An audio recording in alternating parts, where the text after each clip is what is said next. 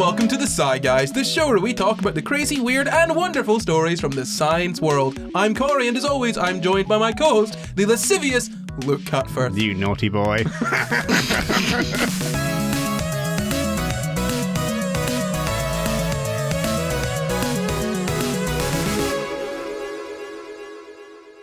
This week, we're talking about... Gosh, it's really bright in here, isn't it? I think it seems really dim in here. No, these gas lights sure are bright in here, Luke. No. They're turned up to their fullest. Oh, no. But first, we have to thank our patrons, don't we, Luke? Yes, we do, and that's exactly what I just said, Corey. I just said we need to thank our patrons. What are you talking about? No, Luke, we really actually do have to thank our patrons. Yeah, that's what I said. Are you feeling okay? Yes, Luke, I'm feeling perfectly I said that we have to thank our patrons. Thank you to our patrons for voting in this episode topic. I'm sorry that it's gone off the rails so fast, but you know, Luke, he's a little bit not right in the head. But before we actually dive on in, I've got a question for you, Luke, for everyone watching and listening. If you're listening on Apple or Spotify or literally anywhere else, leave a review, but also get down to the YouTube comments and answer this question. The question is... Are you a manipulator, or have you been manipulated? Yes, just now, by you. And then I manipulated you back, so I guess both. Yay! So I guess you understand what today's topic is. Yeah, some kind of like psychological manipulation-y thing. Absolutely, it's psychological manipulation. So our patrons voted in this topic. Every month they get to vote on a topic. Go and join our Patreon if you want to vote on a topic and be part of that cool crowd. But yeah, psychological manipulation. What is that? Okay, so I would guess that it is something to do with using sort of tactics around someone's psychology or causing them to question their own sanity in order to get them to do something that you want them to do, which they wouldn't otherwise have done if you'd used more honest tactics. Yeah, that's a pretty good explanation of psychological manipulation. So the definition I've got here is psychological manipulation is a type of social influence that aims to change the behavior or perception of others through abusive, deceptive, or underhanded tactics. Now, the one thing I would say about what you've gave and sort of explanation you gave is that it doesn't necessarily require sort of questioning sanity, right? I guess that would kind of verge more into gaslighting, which is absolutely a type of psychological manipulation. It's definitely an abuse tactic, you know, there, gaslighting. But when it comes to psychological manipulation as a whole, obviously this sort of definition says abusive, deceptive, or underhanded tactics. The interesting part to me is that more sort of recent research that I saw is less focused on necessarily negative manipulation and doesn't draw that line so much. It kind of looks at it as a whole, because if you think about it, manipulation is something we do all the time. It doesn't need to be, you know, sort of underhanded or abusive. I mean, when we do it, I guess when we do it in a non-abusive way, in a sort of healthy or acceptable way, it's more just social influence, right? Rather than manipulation. Yeah, I have a friend who works and studies kind of like the psychology of how to like advertise, which is a form of psychological manipulation in many situations, like convincing you that you need something that you don't. You're ugly, women, and your children are dirty, and your house is dirty too. You need this makeup and these child things, and also all of these very expensive cleaners. Yeah, like that. But also things like depending on your viewpoint on, for example, something like lockdowns, they used psychological tactics in order to incentivize us to stay home because that was what was in the interests of the public good, or that was our best guess of what was in the interest of the public good. Again, depending on your viewpoint on those kind of things. So yeah, it's definitely not always underhand and malicious. It can just be to do with like understanding how people work and figuring out how to get them to do the thing that is hopefully in the greater good or in the public good. And even things like economics are kind of psychological manipulation. I mean, what's interesting to me about economics is that it's about psychology of humans, but the model of person that they operate on is some white guy who just wants to be as rich as possible, right? Like that's who they're going based on. And that's why a lot of economics is a bit of a mess, to be honest. And I'm not saying this out of nowhere. That's based on Luke's experience studying economics, and that's one of the first things he said to me. That's based on your understanding of my experience of economics. Yeah. Sorry, I will just draw that distinction. What I mean to say is this is not exactly what Luke has said, but when Luke started talking about studying economics, one of the first things you were saying was, yeah, a lot of this doesn't seem to make a lot of sense. Do you know what I mean? In that it's built on a lot of assumptions that are not necessarily true. Yes. That's all I'm trying to say. Exactly. There's a lot of statements of like, if we take this thing to be true, then these things are true. And it doesn't necessarily spend a lot of time questioning whether that first assumption's true. It just sort of goes, especially in practical economics, it spends a lot of time on like, well, now that we've made those assumptions, what's true? And then, hang on, why is reality not adhering to our models? Maybe because people aren't inherently selfish the way that you've assumed. I don't know. It must be the left. It's always that darn left getting in the way of... It's Jeremy Corbyn. Jeremy Corbyn's to blame. Let's get back to psychological manipulation. So, reading further into this, it kind of goes into talking about social influence and how that's not necessarily negative, as we've kind of spoken about. It says here the examples it gives are people like friends, family, and doctors persuading you to change unhealthy habits and behaviors. So we can get into this more later, but what's interesting to me is that we've kind of drawn an arbitrary line here between what is healthy and unhealthy.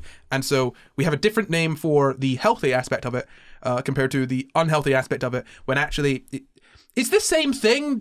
It's the same thing. It's the same thing. Yeah, it's like cults and religion. They're the same. We just decide that one of them is good and the other is bad. And also it ties into psychological manipulation there, because cults and churches and all kinds of religions, well, not all kinds of religions, organized religion, tend to use psychological manipulation tactics to get you to do what they want. The ultimate psychological manipulation tactics, things like... Oh, God. Well, just... Yeah, sorry, I just really... Yeah, go. Even if you're trying to make... If your brain is trying to make a even quasi, somewhat rational estimation of what it should do, if you say to it, but if you take these actions, you will burn forever in infinite pain. Like, that's just like... I think we've spoken about this before, but that, like, if you took that as like a mathematical equation, that's like multiply by infinity. Yeah.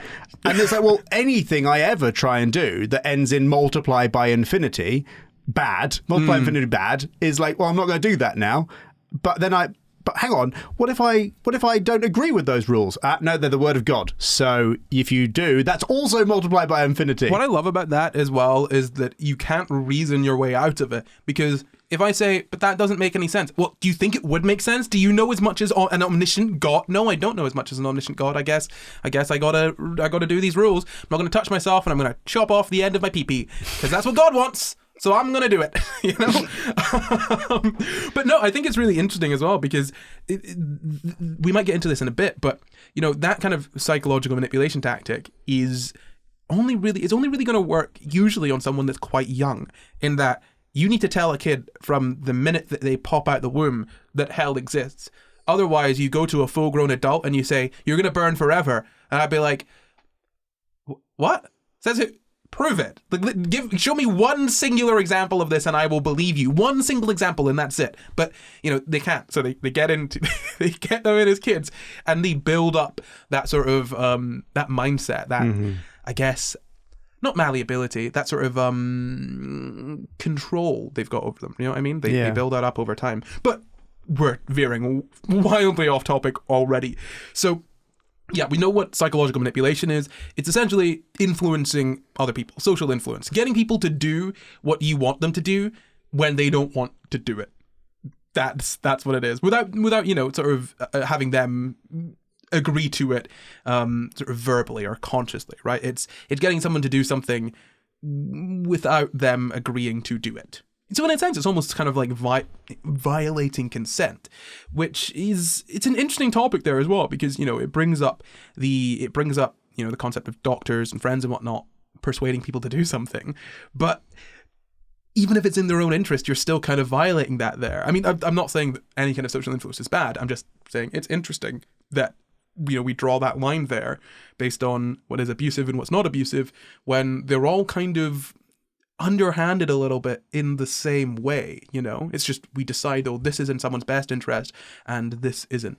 Again, this is not me trying to sort of sanitize psychological manipulation. I very much think that it's a bad thing, and I can say that from experience. I have manipulated no, I'm joking. I've not manipulated that many people. But you're right, because it's all to do with your goals. Like, whatever your goal is for the manipulation, the goal is could be either described as a good goal or a bad goal, maybe a neutral goal.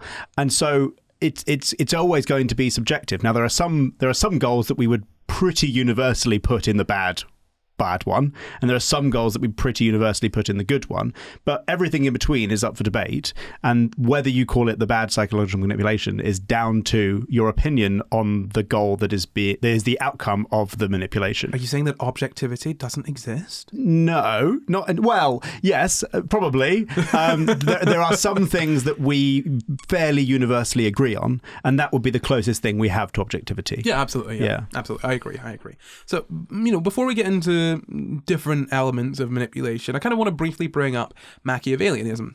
Did I say that right? I really fired through that one. I'm glad I did. I know how to pronounce it. It's one of those words my mouth just doesn't enjoy saying. So, do you know what that is? Can't remember, sorry. No, I didn't know. It's one of those words like Kafka-esque where I'm just like, that means something somewhat negative, and I'm never going to use the word personally, so I don't need to know the exact definition. I'll just Google it every single time I see someone using it. Ask Siri. Literally, yeah. No, Kafka-esque, by the way, because I Googled this the other day, which is why I brought it up now, it's about bureaucracy. So it's if something's overly bureaucratic and to the point of being ridiculous, that would be Kafka-esque.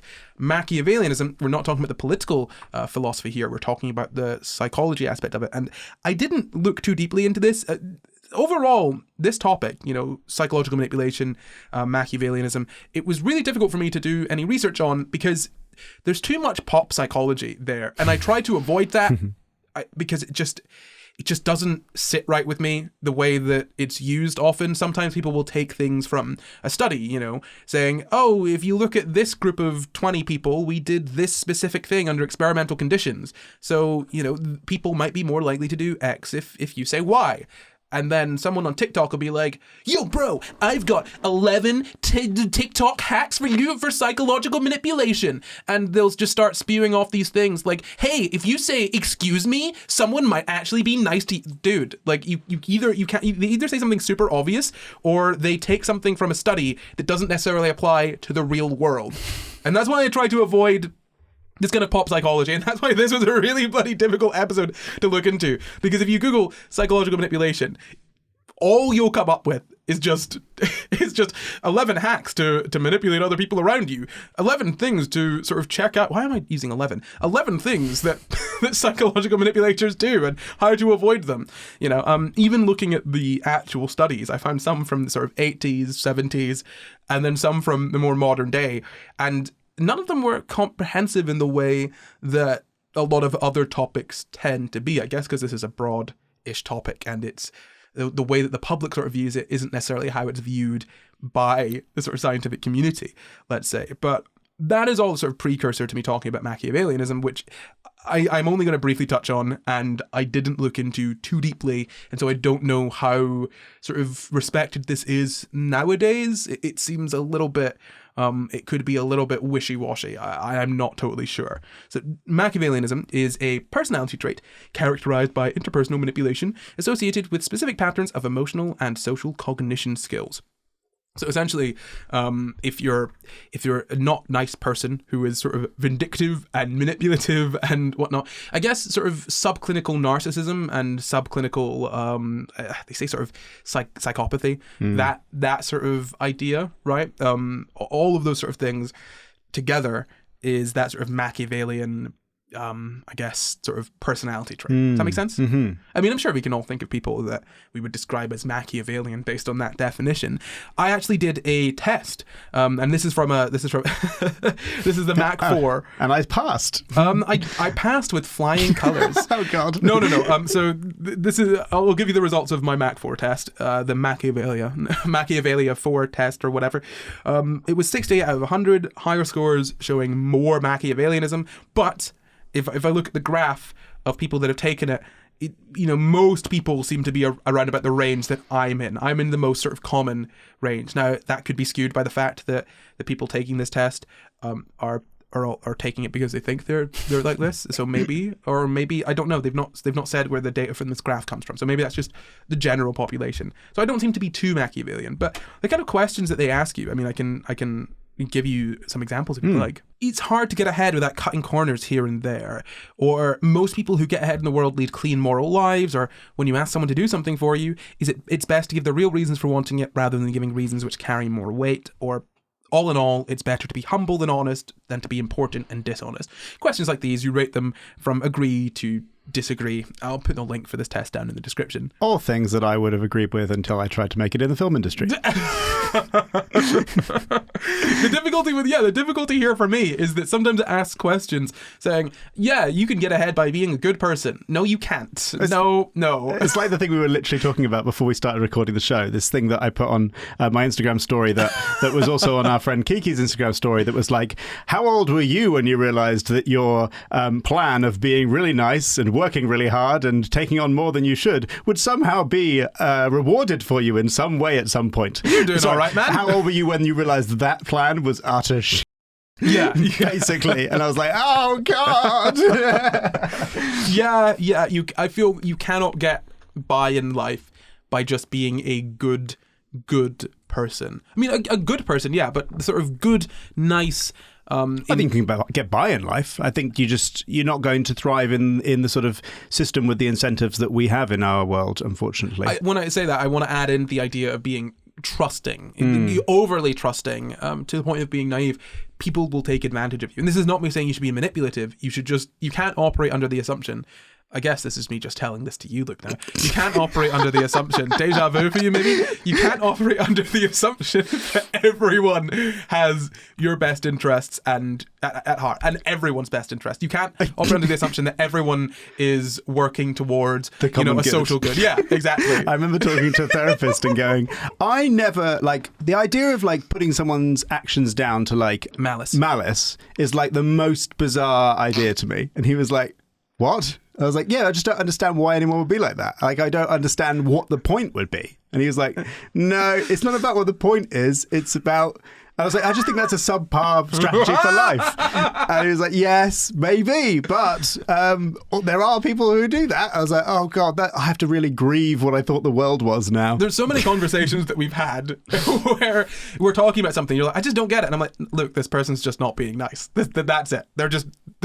It doesn't make sense because they're just being malicious. That's the start and end of it. And you're like, oh, I guess, but I think it's just because I can't model that in my head what the goal would be of just being a dick. I'm like, what's your goal? Is your goal to just make people sad?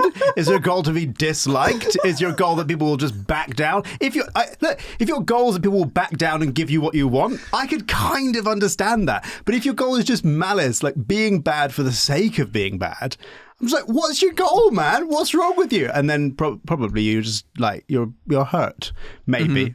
Mm-hmm. But then I feel sorry for you and I don't do anything about your malice. Buddy. Oh, God. Oh, no! If you take anything away from this episode, let it be that Luke should not be a role model in this regard. Absolutely not.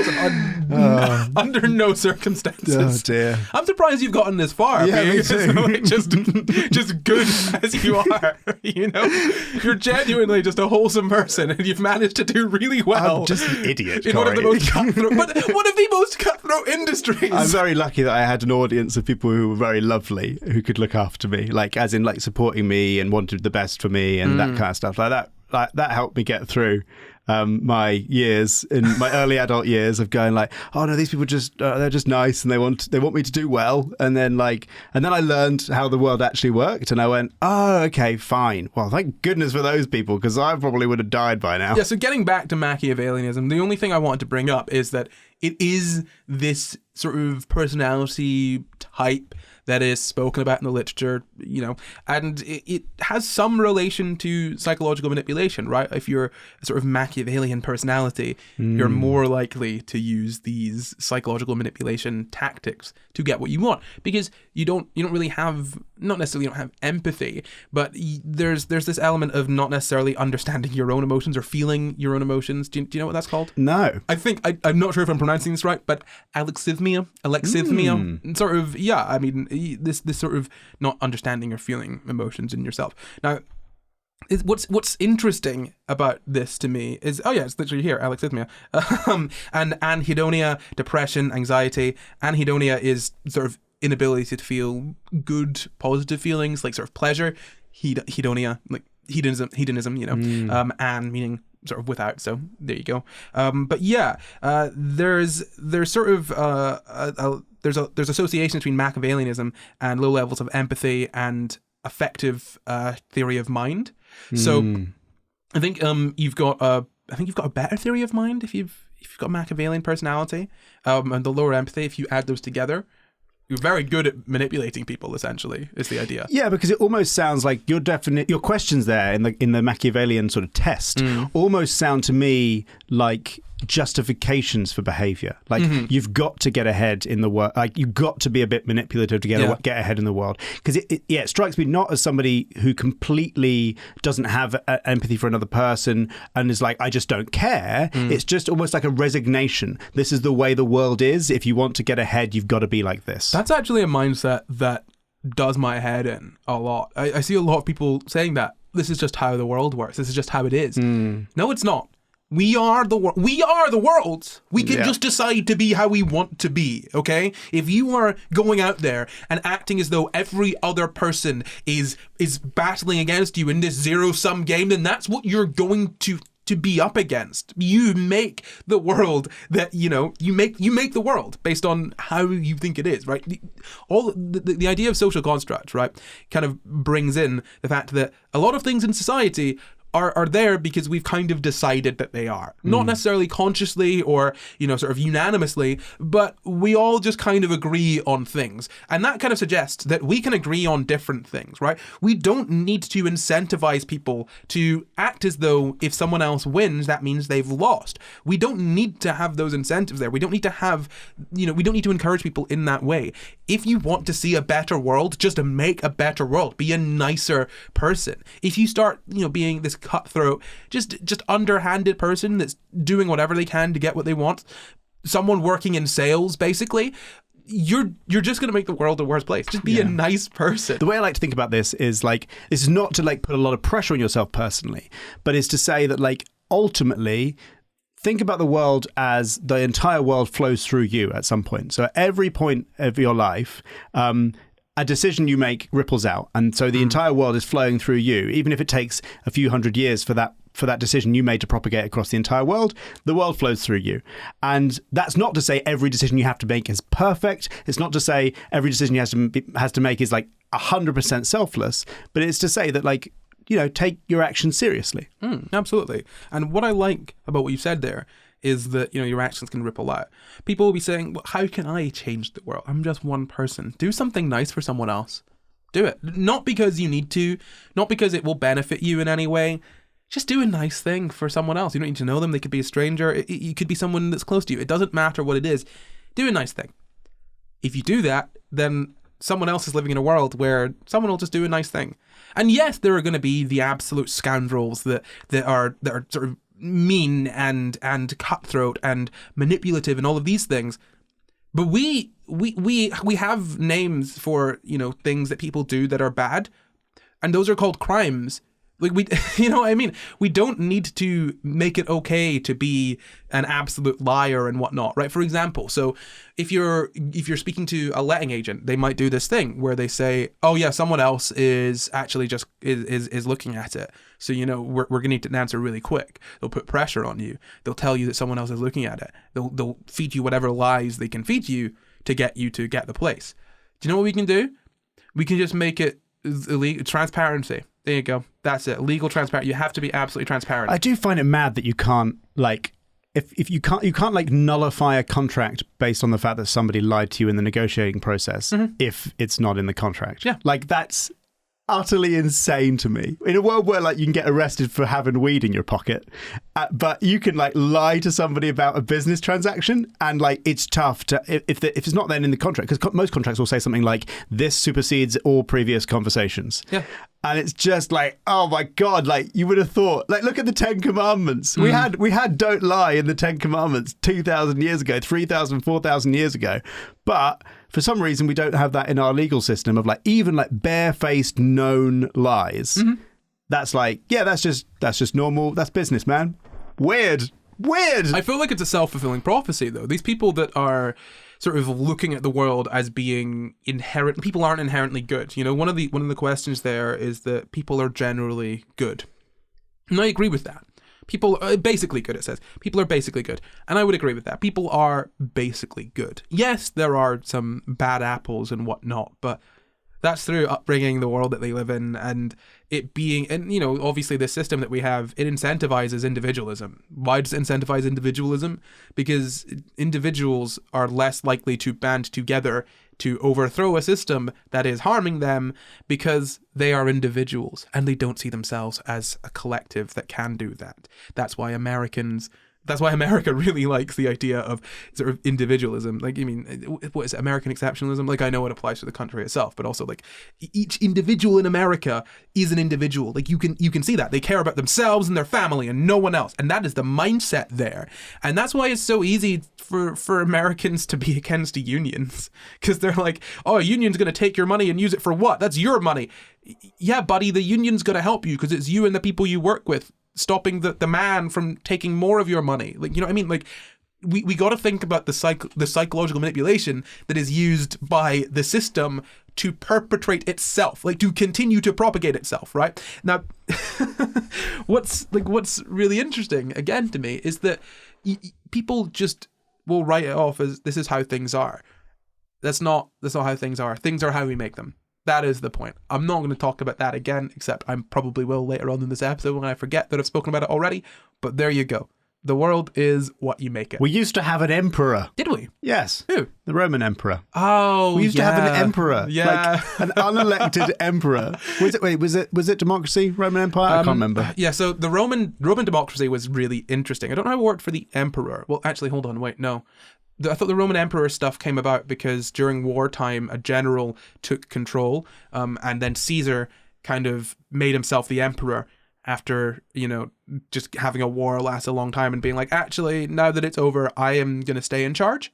And then that kind of started the emperors of Rome, was it not? Because before that, there was this kind of democracy, or maybe this is a lower sort of, I guess, local democracy, wherein you had, I think, 2 people that were sort of running it, and they were chosen out of a pool of people, and you couldn't do it more than once or twice. Yep, emperors were not elected.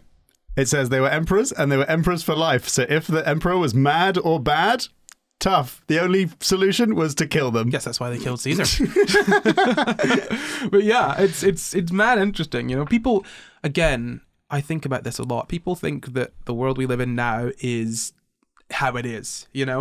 We have a very poor ability to conceptualize of a sort of reality outside of the one we live in, and we take a lot of things for granted.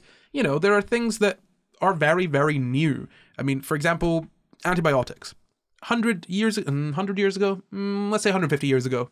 Nah, you had a bacterial infection. Sorry, buddy. Not much we're doing about that. Bye-bye. The first person to receive a course of penicillin died because it was far too far gone to be saved by anything. But the first person to receive a course of penicillin, pretty sure his daughter's still alive. Really? Yeah. What? Yeah, but do the math in your head. Pretty sure his daughter's still alive. That's crazy. Yeah. I read this online, really and we did a story on antibiotics before, so I think the timeline matches up. But yeah, it's we're not too far removed from the first people that had penicillin or vaccines, or we're not too far removed from prison being the thing that it is now, or we were talking about psych wards recently, in an episode before. These are all things that are relatively new that we just kind of take for granted. Oh, this is just how things are, aren't they? Like, this is it. That's why there's so many sort of anachronisms. If you go and watch sort of period pieces, there will be anachronisms that are blatantly obvious to someone who has studied that period, but we don't even notice because we just take it for granted. We just, this is just how the world is, right? This is just how people interact with each other, when actually, no, it's not. For example, have you noticed how in every single show, it doesn't matter where it's set or when, women shave their body hair? Yeah. Well, they did used to burn their pubes off in Greek times. Okay. So maybe they just do that. I don't know. The Greeks are notoriously a weirdo bunch, right? They were having orgies about everywhere. Like, of course they were the ones that would burn off their pubes. Like of all of the cultures. But my point is, you see, you can see something set in any time period, and like all the time, women will have shaved legs, shaved armpits, all of that sort of stuff. Yeah. And it just doesn't. Yes, it's very unlikely that they did. Yeah, especially clean shaven. You could argue, maybe the actors don't want to do it, but for a movie shoot, growing it out, it's not that much, right? Yeah, do you think a peasant worker towing the land under feudalism was like, right, better get this leg hair off? Well, now that I've finished toiling in the fields, toiling away into this field. From one field to the next field. Well, at least the man won't be taking his taxes from this. Except they probably will. So we've spoken about Machiavellianism. Let's get back to manipulation, and specifically manipulation and emotional intelligence. What do you think the link between those two things is? Well, you need to have a lot of emotional intelligence in order to manipulate people, because you need to be able to model what emotional buttons to press on them. Okay, so you say that. What's emotional intelligence then? Why? How have you come to this conclusion? What sort of model of emotional intelligence are you using to make this statement? You have to understand how someone feels, what their emotional vulnerabilities are. Like, so for example, if they're a particularly moral person, you would be like, oh, but you don't want to be a bad person, do you? Oh, I thought you were a good person. Oh, don't worry about it then. I thought you were a good person. A good person would do this. Are you just repeating things from your life? Maybe. I don't actually know. Yeah, and so you need to be able to sort of pay attention to a person, pay attention to what they care about, what their values are, all those kind of things. And that requires emotional intelligence. And then you need to sort of form a plan, a theory, a hypothesis of what buttons to press, and also, crucially, probably how softly to press them so that you don't get detected as what you really are. Yeah, no, that makes sense. I mean, emotional intelligence, just, as a sort of definition, is the understanding of your own emotions and other people's emotions. That's what we mean by emotional intelligence here. I think in the 90s, that's when that idea came about. But yeah, you're pretty much spot on. I actually saw a study from, a few years ago, I think maybe it was 2018 or so, that couldn't find a link between emotional intelligence and, sort of manipulation or being a sort of manipulative person. But I think the same group of people did another study in 2020. This was a summary of research with a total of 5,684 participants. I think this was I think this was more of a meta-analysis than it was a study in and of itself. So they looked at that and they found that people with higher emotional intelligence were also scored higher on their emotional manipulation tests, which I find quite interesting. And it makes sense, but I find it quite interesting that, having that intelligence of the ability to understand other people's emotions can make you better at manipulation, but also understanding your own emotions and other people's emotions, you'd think that would make you less likely to want to manipulate, but that might not be the case. Well, right? I wonder if you may not find a correlation between emotional intelligence and manipulative tactics, but you might find a connection between emotional intelligence and how good at manipulating you are, because like someone could be really bad at manipulating and still be a manipulative person. Yeah, this is the difficulty as well, because we've not mentioned this yet, but being a psychological manipulation isn't something that people necessarily do intentionally. Some people can do it entirely accidentally. I mean, if you think about it, we'll get into some tactics later, but if you think about it, there are some people that manipulate you emotionally without even realizing it, infantilizing themselves and be like, oh, can you help me with this? And someone that does something like that. Yeah, that is a form of emotional manipulation that's fairly normalized, actually, I would say. And this is what bugs me, actually, because when we get into, I've got a list of some emotional manipulation tactics later, and we'll see a connection there. But people talk about the sort of, let's say, aggressive emotional manipulation, the sort of, raising your voice, being imposing. That as the one that is seen as being bad and abusive and is often spoken about. But less so is the case of people being just a little baby bird who can't even fly and must be helped. Because I have definitely been harmed personally by people being very, very fragile seeming. And then, like everyone's like, oh, we need to protect the fragile person. And it's like, but do you though? Do you actually though? I know you feel like you need to. Sure. But you might not necessarily have to in this situation. And I'm not saying that one is worse than the other. All I'm saying is that emotional manipulation isn't just intentionally making someone do what you want. You could unintentionally get people to do what you want by making them feel sorry for you. Think about, Jerry from Rick and Morty. There's this great line in the Whirly, not line, but let's say monologue in the Whirly-Durly Conspiracy. Why do I know the episode names? In the Whirly-Durly Conspiracy, wherein Rick says to Jerry, your thing is making people feel sorry for you. That's how you survive. Sure, yeah. By, siphoning off other people in that way. You are are a parasite. And, you know, say what you want about Rick and Morty, whatever. I just think that's an interesting and related concept here of, yeah, manipulation isn't just making people do what you want intentionally. It could also just be being so goddamn pathetic that people can't help but take care of you. Similar to that, have you ever been emotionally manipulated by someone who's not very good at it? Put it this way. I feel like people like that trying to emotionally manipulate me, they're not going to do a good job, because if I don't care about you, I don't care. Right. In that, like, okay, I care about other people and I care about how they feel, but if I don't really care about you all that much, which is likely to be the case if you're trying to emotionally manipulate me, I'm not gonna care about being like, oh no, sorry. Like I'm not going to feel too much social pressure to capitulate to what you're saying if we don't have a huge connection and I can see that you're trying to emotionally manipulate me. Like, you're not going to get me into doing something just out of, social pressure. Yeah, that's interesting. I mean, what I'm specifically talking about is there's this really specific experience, and this is partly me, and actually it might actually be such brilliantly good emotional manipulation. What I'm talking about is if somebody tries to emotionally manipulate you and then through their emotional manipulation, you kind of glean what they want, right? But it's an awful lot of effort and to try and explain that they're emotionally manipulating you. And they probably won't even get it if you try.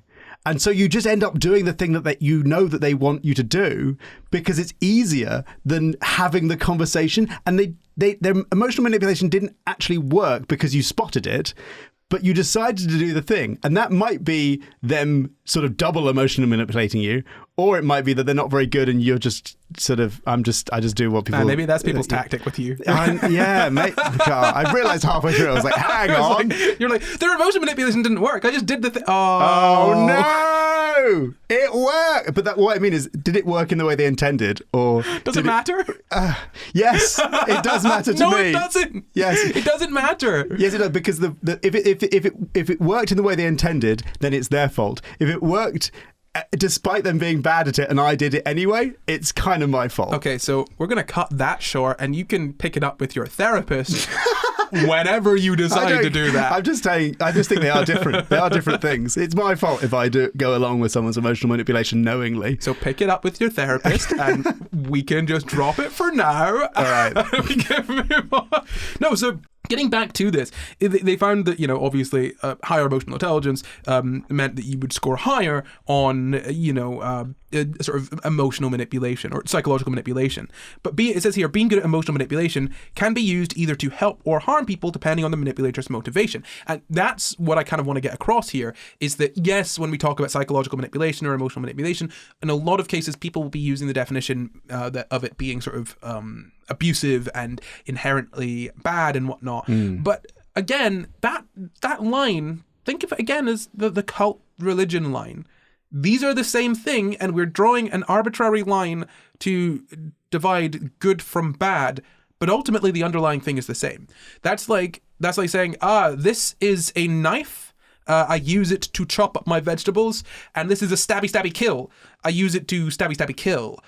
These are the same tool. You are simply using them for different purposes. Mm-hmm. That does not mean that you can give them a different name. You know what I mean? They're the same tool. Absolutely talk about the different uses of these tools, but trying to create an entirely new classification based on, subjective things is not necessarily helpful. Again, the cult religion sort of dichotomy there. What sort of utility do we get out of having such a clear dividing line of one thing being a cult and another thing being a religion, I suppose the only line you could possibly draw there is if the outcome of the emotional manipulation is that you are in some way, quote unquote, poorer because of it. So if somebody emotionally manipulates you to do something that is good for them and bad for you, whereas the emotional manipulation where it's like, we're trying to get you to do stuff that is in your good and the common good, then that might be a different thing, and that's somewhat or closer to an objective measurement. Oh, I love how smart you are sometimes. You're so good at this. Is this the next section? Yeah, next section. Great. Ding-a-ling-ling, is that the ad bell? I thought it was my tinnitus, but it turns out it's the ad bell. What is he ringing for this week, Luke? Well, today the show is being sponsored and supported, as always, actually, by our Patreon. What? A Patreon? Is that where people can go and pay for trees on something? That is not what it is. Maybe we'll do that as a perk one day. But for now, the Patreon is a place where people can go, people who love this show, like you, for example, can go and support the show existing. It's very complicated and expensive to make this show, and our patrons help it to exist. So we think you are very lovely for doing that. Yeah, if you've ever noticed anyone's name scrolling through at the end of a SCI Guys episode, that's because they're our patrons, and we want to thank our patrons for helping us make this show. So to do that, we give them a whole bunch of things. Perks like bonus episodes and a different show and other things. What else do we give them, Luke? They get to submit topic ideas for the show for Corey to consider, and then also those topic ideas go into a vote that is voted on every month by our patrons only. So they basically get to control us once a month. So if you really love SCI Guys and you're not content with just sitting back and watching us natter on, you want to have a hand in the show, you want to be a part of it, go ahead and sign up to our Patreon because you can be a part of this show. Shall we get on with that show? We shall.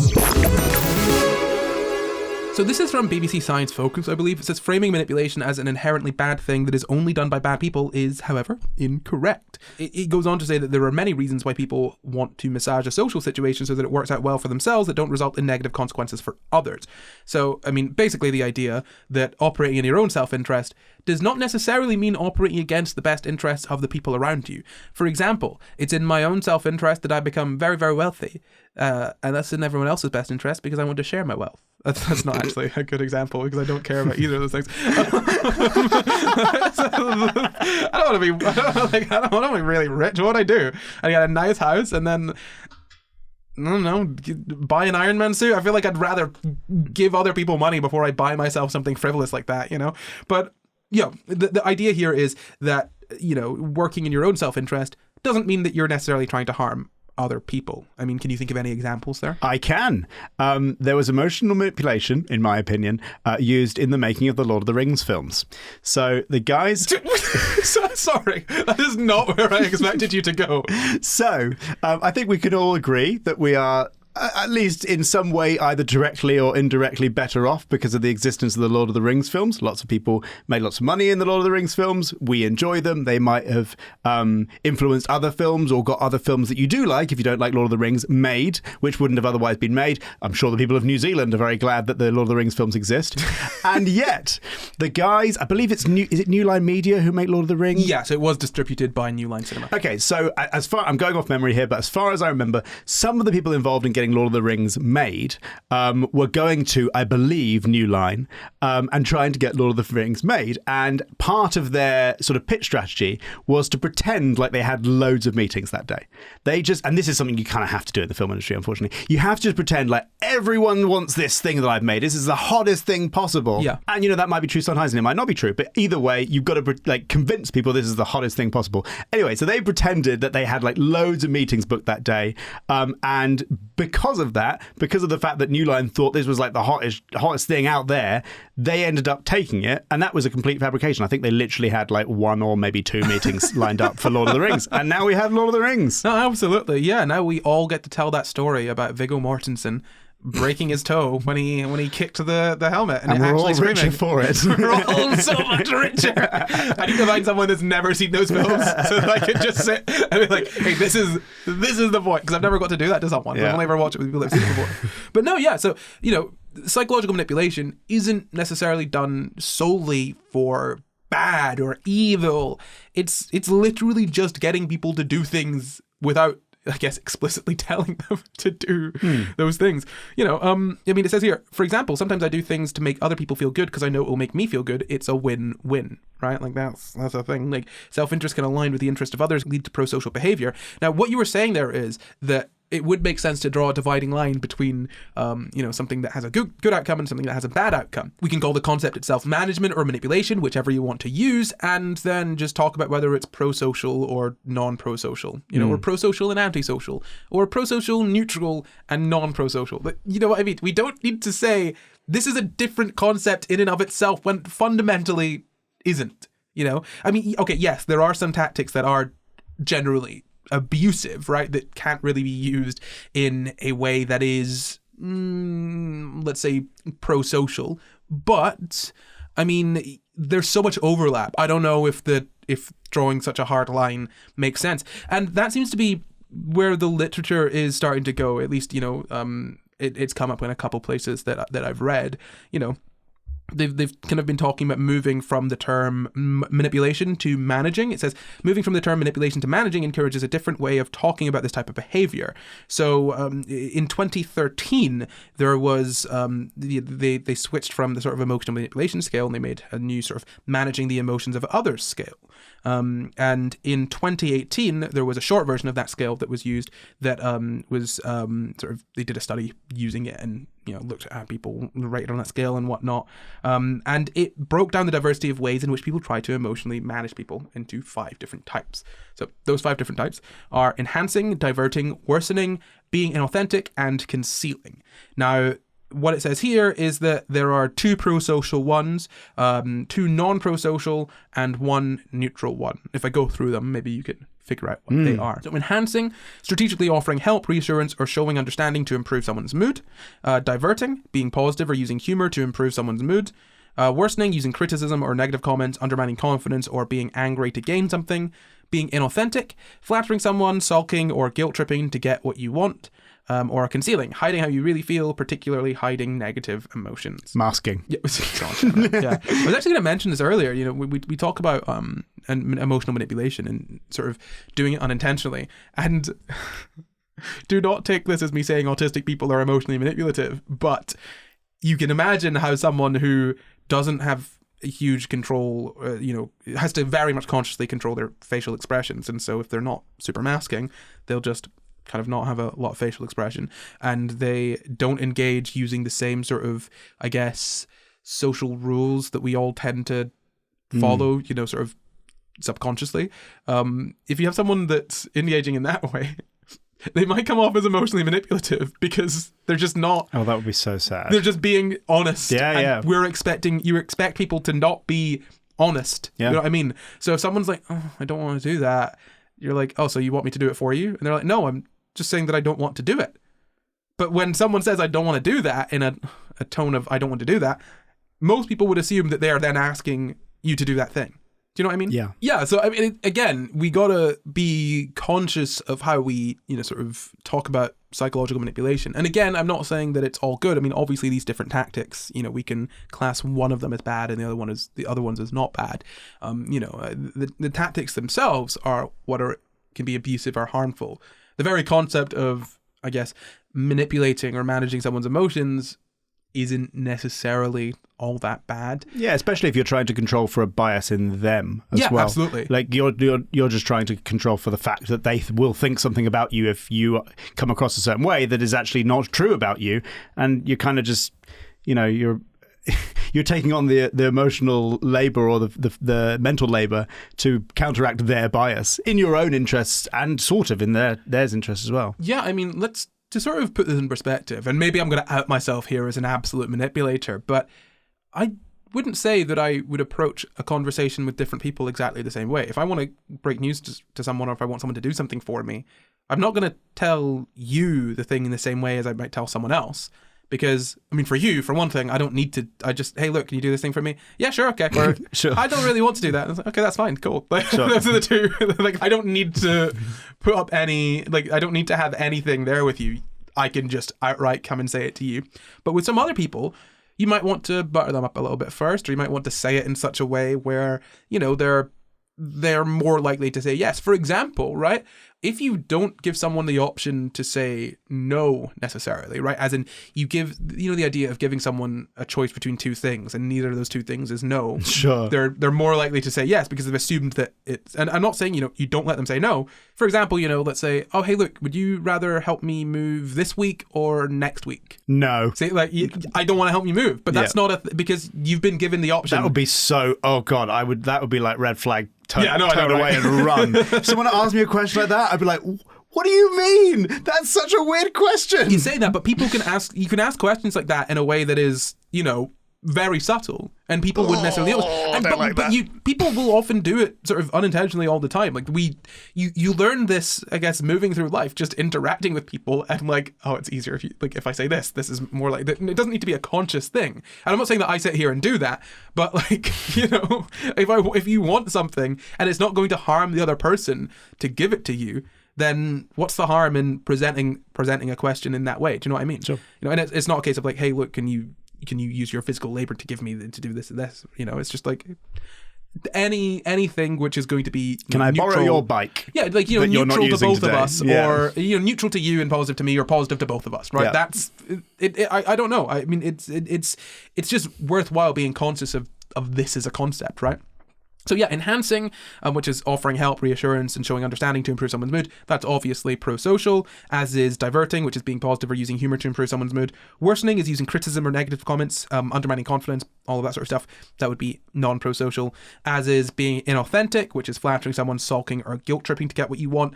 Although, I don't know, flattery is just a thing that people do. Do you know what I mean? I mean, it does feel wrong to do it, I think, but I don't know. I feel like there's a difference between outright lying, and saying, oh, look, I really like this thing that I actually hate, just to get something that you want. Yeah, this is an interesting one for me, because I don't really flatter at all. No, and I find it really uncomfortable when people are trying to flatter me. I hate it. I know it's happening. I'm just like, stop it. Stop.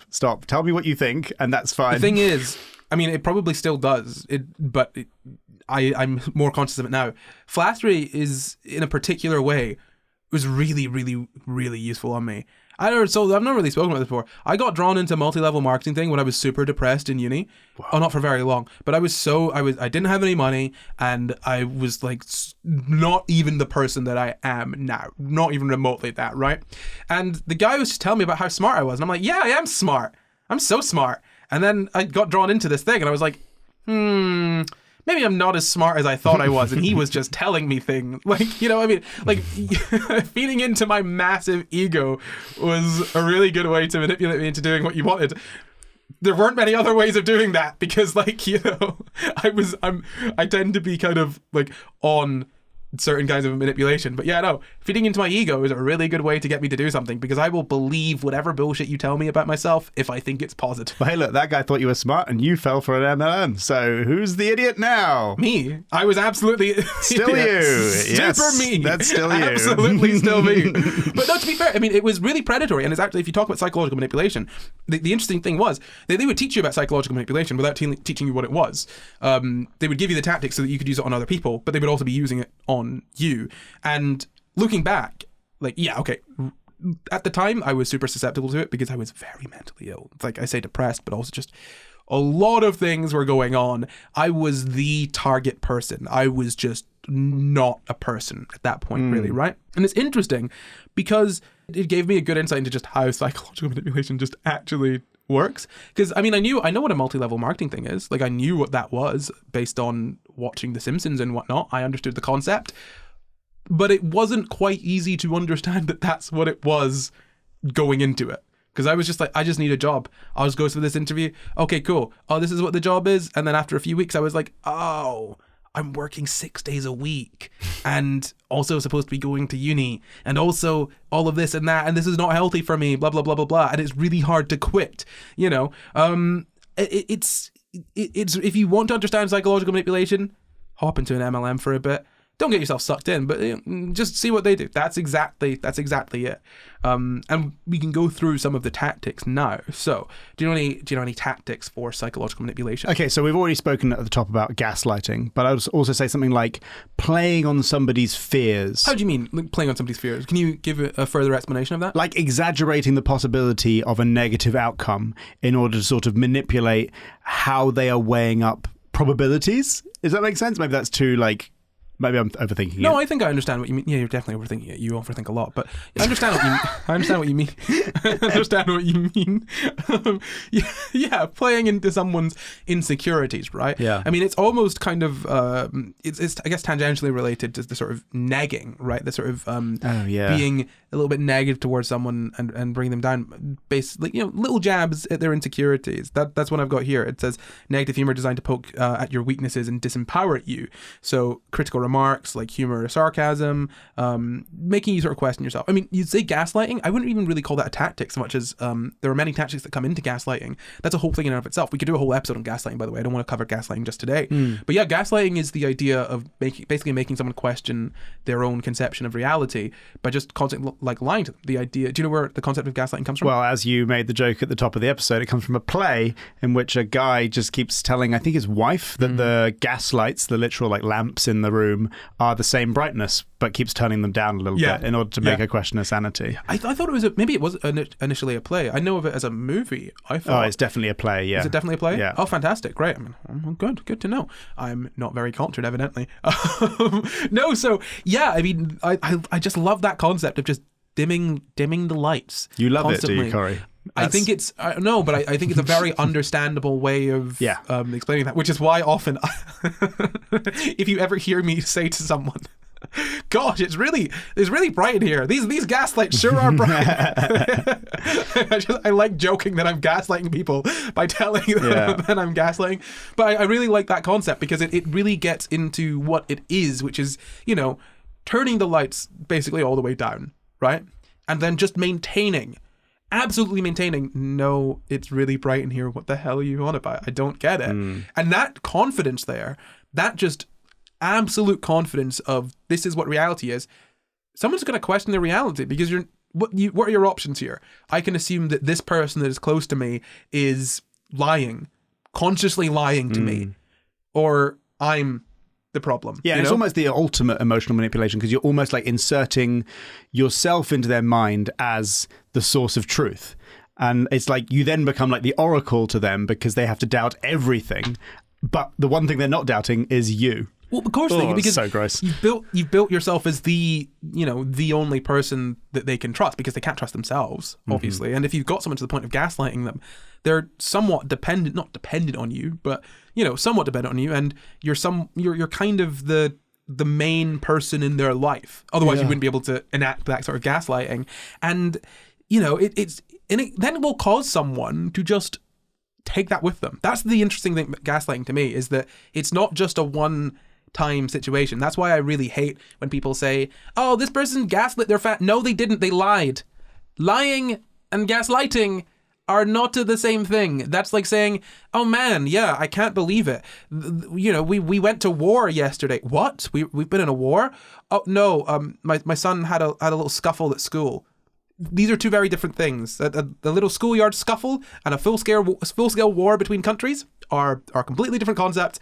Same with lying and gaslighting. That is the level of scale that we're talking about here. Because gaslighting isn't just saying something isn't true. It is sort of consistently and directly making someone question their own conception of reality to the point that they are easily manipulated. It's kind of a sense of grooming, to be honest. You get someone to a point of where you can just say, "Look, you're being unreasonable," and Luke would be, "Oh yeah, I guess I must be being unreasonable because I am, yes." And because it basically teaches you to start to sort of ignore any thought in your head. So if someone says to you, "Hey, you're doing this thing," obviously, if you don't think you're doing that thing, a thought in your head would be, "I don't think I'm doing that thing." Teaches you just to ignore that, suppresses that. Which is not good. That's really sad. Yep. So shall we move on to other ones? I'm sorry for being unreasonable.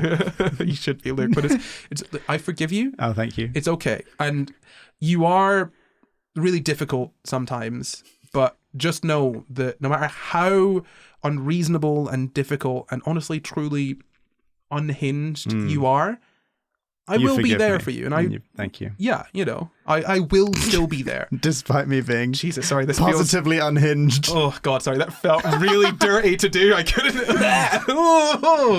It feels slimy. But let's just quickly run through some of these psychological manipulation tactics. Don't use these. Please be conscious of them. Top 11 psychological manipulation tactics. Number 1. actually 14. Don't know why it's 14. But no, so number 1 is home court advantage. That's obvious. If you want to get someone into a state of sort of, I guess, listening to you or being more easily manipulated, more malleable, just to have them interact with you in a place where you have control. So if that's, say, a housemate, you have a conversation in your room. If that's, a partner and you live separately, you have a conversation in your home. That's why a neutral space is best. Go to a coffee shop somewhere in public where you can't cause a scene or anything like that. Do you know what I mean? Like, or a completely neutral space, someone else's space, right? That is a good way of doing it. Letting you speak first to establish a baseline and look for weaknesses. Now, bear in mind, by the way, just because someone is letting you speak first, that doesn't mean they're trying to manipulate you. Just because someone is inviting you to have a conversation in a place that is their space, that doesn't mean they're trying to manipulate you. But also, just because they're not trying to do it doesn't mean that they're not doing it. Yeah. You've got to be, it's difficult. You've got to be conscious of, other people. And to some extent, you could give people the benefit of the doubt if you genuinely don't think they're trying to manipulate you.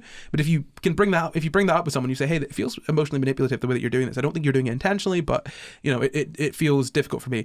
If they then respond to that in a way that is not, oh, goodness me, I'm sorry. Well, I didn't intend to do any of this. I'm sorry that you sort of feel this way.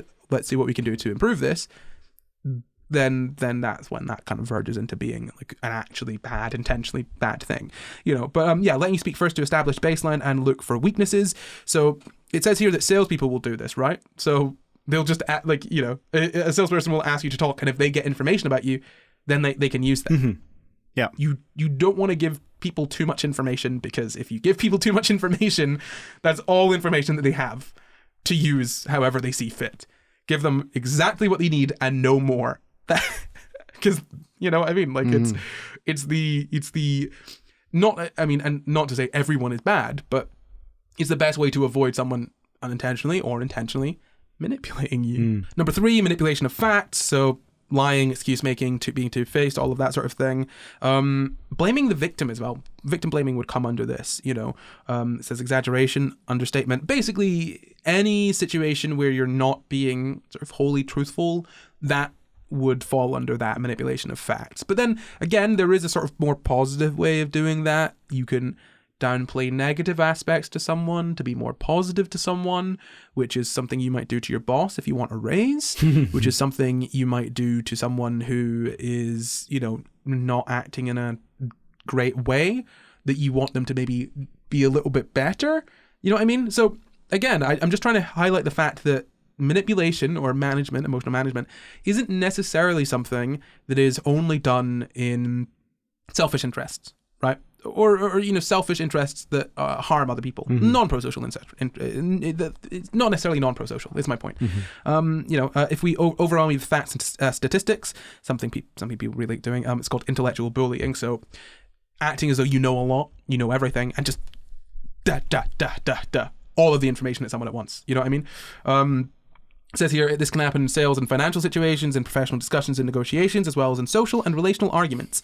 By presuming expert power over you, the manipulator hopes to push you through their agenda more convincingly. Some people use this technique for no other reason than to feel a sense of intellectual superiority. God, those people suck. It's interesting again, right? Like, I mean, it's interesting to me what I saw here, saying they take advantage of you by imposing alleged facts, statistics, and other data you may know little about. That's just Steven Crowder, man. That's changed my mind, bro. That's literally it. He finds people that are weaker than him, in this sense. He sits there with all of the data and says, hey, come up and change my mind. How am I going to change your mind when you've researched specifically to counter any argument that you can come up against? And I can't fact check you, and I've not had time to do the research. I just have to do this off my own back. I mean, he's inherently putting himself putting someone else at a disadvantage, and then expanding that disadvantage by just being like, oh, well, do you know about this? Did you know about that? Oh, you didn't know about this? Oh, well, actually, what about this? It's like, well, Stephen, if I looked into this, what I'd probably find is it's bullshit. You know what I mean? So again, I'm just trying to get the idea across that it's not just something that happens in personal situations or in sales situations or whatnot. It could happen in a lot of different ways. Overwhelming with procedure and red tape, so that's sort of using bureaucracy and whatnot to maintain position and power whilst making your life difficult. that's the way that oppression works. Basically, just bureaucracy. It says procedures, laws, and bylaws, committees, and other roadblocks, blah, blah, blah. That's a way to stop people from, just making it sort of artificially difficult to do something. For example, if you try to hold the government to account for its parties during lockdown. Yeah. We must wait for the report from Sue Gray. Oh, hang on. Sue Gray's joined the Labour Party? Why has she done that? She must be a Labour spy. It can't be anything to do with the fact that she maybe doesn't think we're very good at this. She's a spy. She was always a spy. Oh, my God. Yeah, but what's her name? Liz Truss is absolutely to be trusted, It's in the name, Corey.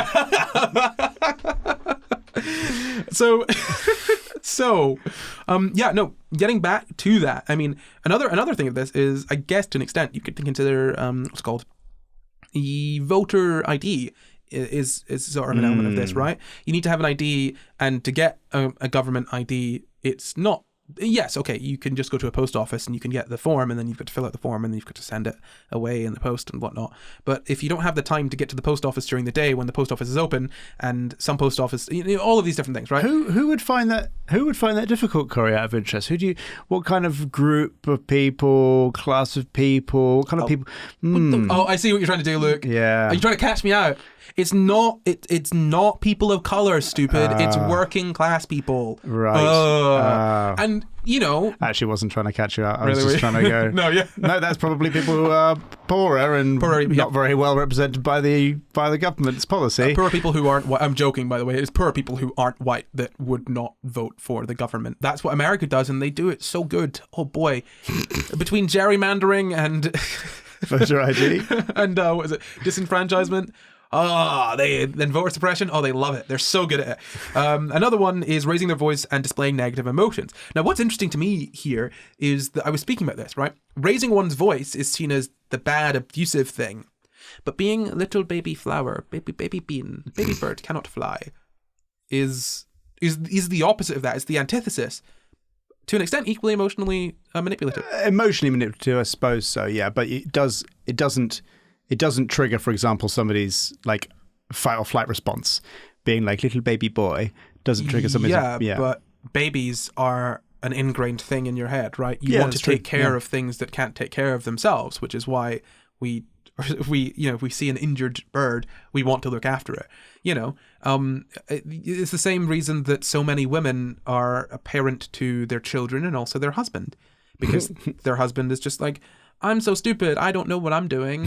Look after me, wife. And they'll do it because they're, obviously coerced into doing it through society and whatnot. But my point is that, it doesn't trigger a fight or flight, but it is tapping into a quite innate sense there. Sure, yeah. And it's that sort of, and I'm not having a go at you, that sort of resistance there to see those two things as like, on equal footing almost, because you can be equally manipulative and perhaps sort of more insidiously manipulative by being just needing to be protected, because people won't even consider themselves being manipulated, whereas if you're raising your voice, someone is aware that you're raising your voice.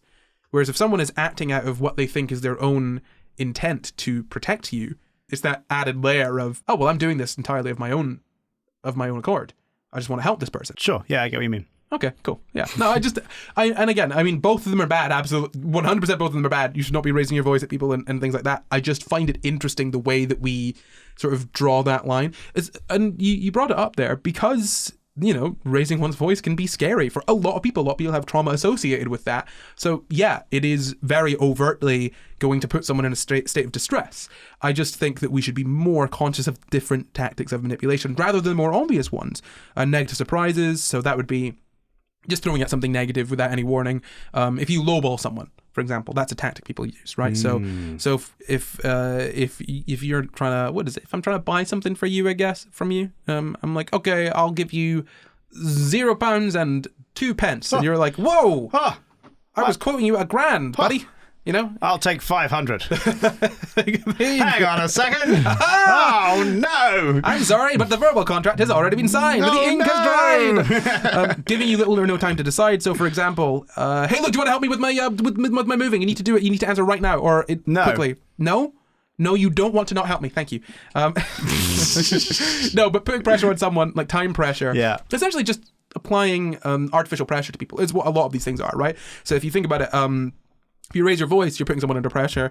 If you give someone a time limit, that's pressure. So funny how so much this is the film industry. Right? Yeah. I mean, it's probably just any business negotiation. So many of these are used. But this is sad. I mean, as well, you've got the thing of if you write emails, people say your emails should be short because otherwise it seems like you've got too much time. It's so stupid. There's all of these lies and whatnot just to get ahead of people's preconception. It's so silly. If I'm writing a long email, I'm going to spend time writing I'm going to spend more time writing a shorter email than I am going to spend writing a longer email, because I need to cut out all of the stuff from the long email into the short email and reread it over a number of times to make sure I've added everything in, and also check to make sure it's polite, because the email is long otherwise, because I'm adding things in to make it sound polite. Like a short email takes more time than a long one, I think. But moving on, the silent treatment is another one that's the worst. I hate it. Oh my god. Just so bad. This is as well. I mean, what is it? I think I heard this somewhere, that a 3-second silence is very uncomfortable for someone. So if someone says something, and I got this from TikTok, right? So massive grain of salt here. If someone says something, I think it was rude or transphobic or bigoted or homophobic or something along those lines, right?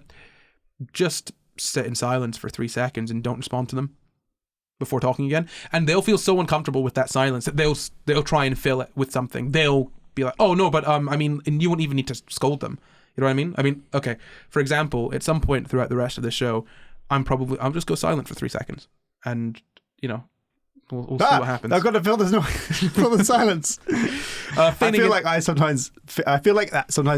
sometimes accidentally do that, because sometimes when somebody said something to me and I'm trying to process my emotions about it, I just sort of shut down and I just sort of sit there like bob, bob, bob, bob, in my brain, just trying to compute it, and I'm not at all. And I then sometimes break my own silence and go, by the way, my silence doesn't mean anything. I'm just trying to compute this, and I don't know what I'm feeling, so I'm trying to figure it out.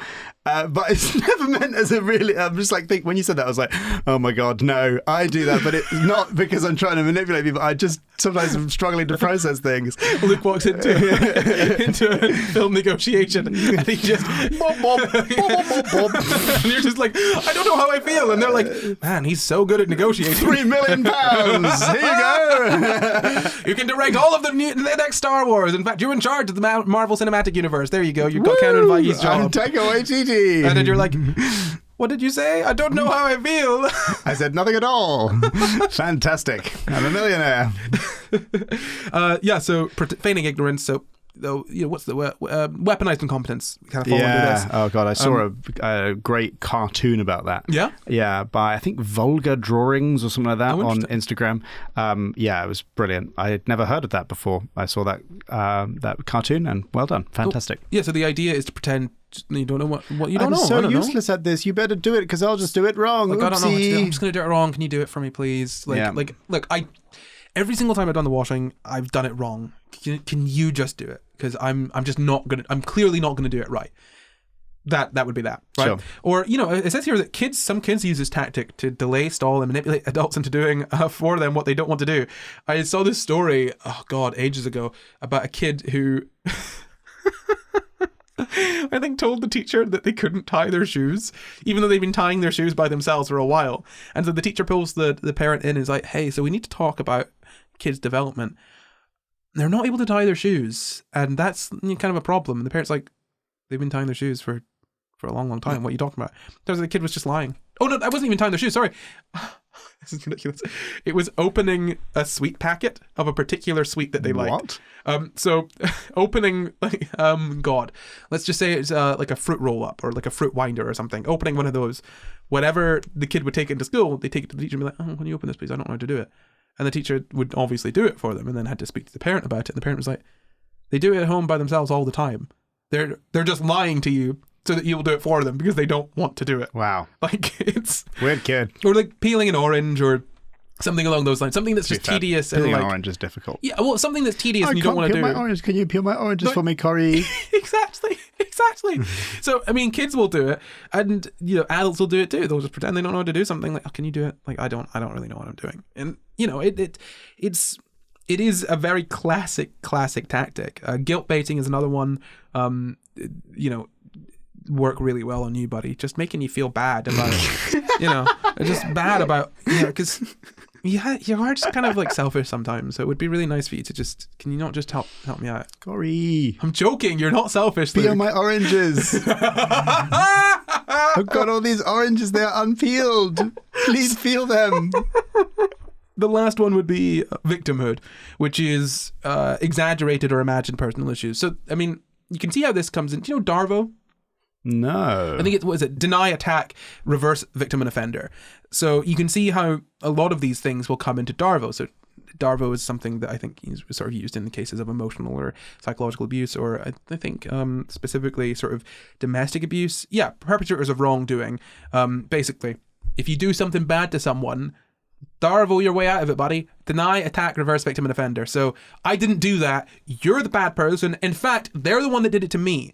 That would be a way of you can see how that takes in it's a lot used of in these different court tactics. I think a lot of the time, isn't it? I think that's where I've heard a bit about it before, like not very honest lawyering, where you're trying to actually, rather than like prove lawyering. Oh, well, I'm sure there are some good lawyers. Well, I suppose the whole Public idea defenders. of lawyer is the whole idea of lawyer is you defend you get your person off and you trust the law system as a whole and you just defend your person really well. But I suppose that probably doesn't include Darvo, which you're not allowed to lie, I think. Yeah, and so that would be, to rather than trying to prove that your guy didn't do it, trying to prove that your guys actually should be the other side. Yeah, that's like, oh man, and that would be so shocking to a jury.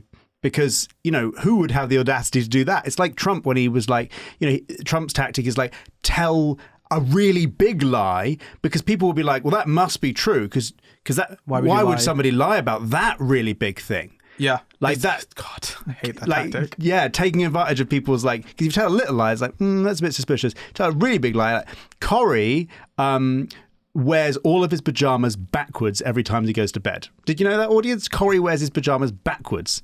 You'd be like, why would Luke make that up? That's such a weirdly big, specific lie. We know that's a lie because I actually sleep fully naked on a bed of leaves. Thank you. Thank you. Thank you, Luke. Okay. My apologies. Sorry for libeling you. So... Yeah, is it not slander or is it libel just because it's in a video? Why not both? Why not none, actually? I'm the victim here, and that's exactly what victimhood is, right? So, I mean, basically making yourself to be a little baby bird here as well. Mm-hmm. Exaggerated or imagined personal issues, exaggerated or imagined health issues, dependency, codependency, deliberate frailty to elicit sympathy and favor, playing weak, powerless, or martyr. Essentially, it's taking people that are good, kind people and making them look after you because you just need a little bit of help, and things are so difficult for me, and it's just I just can't deal with it. And then they'll help you because of course people want to, I mean, and it's really interesting to me, all of these different tactics when we look at them as a whole, because they're all really easily understandable, you know what I mean? And we could talk about psychological manipulation as a bad thing, which almost overwhelmingly in most cases where we talk about it is, but it's present in so many different ways. It's if you think about it as in sort of broad strokes, it's almost hijacking all of the different sort of parts of our brain that are useful and just using them for our own self-interest. Basically advertising and microtransactions and all of that sort of stuff do the exact same thing, right? Like, it's hacking into a part of your brain and saying, hey, why don't I use it for what I want, So, that part of your brain that's supposed to give you a good feeling whenever you, I don't know, do something, complete a little task, or you find some fruit that is good and healthy for you to eat and won't kill you. Well, here, these little games are actually going to give you that little feeling, but also you've got to spend little bits of money every time, and it doesn't feel like you're spending a lot of money, and that way they make a lot of money by hacking into that little part of your brain. Or, that part of your brain that's like, hey, this is this thing that is loud and annoying and just shits everywhere. Well, it's actually helpless, and you really want to look after it because you have this feeling of looking after helpless things. Otherwise, the species wouldn't continue to exist, right? So taking that and being like, oh, well, I'm actually helpless like a little baby too. Or, being scared of a thing that is imposing and that is helpful to you because, you that sort of fight or flight response that you get put into, will either fight something or flee, right? It's going to keep you it's going to keep you surviving. But if you hijack that by making someone afraid in a non-scary situation, they're going to make irrational decisions, right? It's psychological manipulation is literally what it says in the tin. It's taking into account how people work and you just using that for your own interest, which could be pro-social, it could be neutral, or it could be, let's say, anti-social, non-pro-social, right?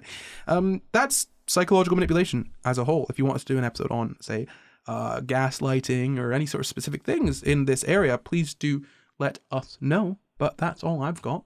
Anything you want to add? I do. I think we should thank our patrons. I agree. We should thank our patrons, Luke. Go on then. Thank them. First off, I'd like to thank Kimapalaya. I'd like to thank Jim Huss. I'd like to thank the Olive Ghost. Ooh. I'd like to thank Jeanette Jones. I'd like to thank Lucy. I'd like to thank Spotless World. What a spotless world. I'd like to thank Anna Emmer Granquist. Thank you to Stephen Woods. Thank you to Dolly Rutherford. Thank you, Pidge Porridge. Thank you. And thank you, Kate Rowe.